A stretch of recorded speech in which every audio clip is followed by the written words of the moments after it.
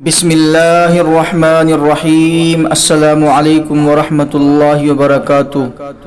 کل یعنی 14 اکتوبر 2020 بروز بدھ، دارالعلوم دیوبند کی مجلس شورا کے تمام ارکان نے اپنی متفقہ رائے سے جانشین شیخ الاسلام حضرت مولانا سید محمد ارشد مدنی دامت برکاتہم العالیہ کو دارالعلوم دیوبند کے عہدہ صدارت پر فائز فرما دیا ہے۔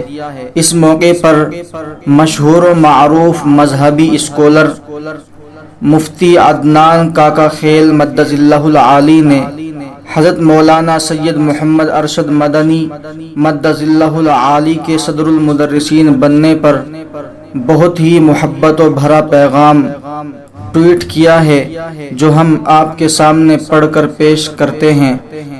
سید عدنان کاکا خیل مدظ اللہ العالی نے ٹویٹ کرتے ہوئے لکھا ہے: حضرت مولانا سید ارشد مدنی مدظ اللہ العالی کو دارالعلوم دیوبند کا صدر المدرسین منتخب کر دیا گیا ہے۔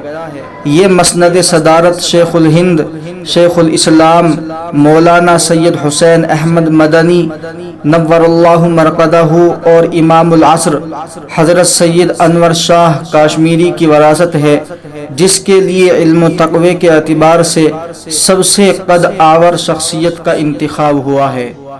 السلام علیکم ورحمۃ اللہ وبرکاتہ۔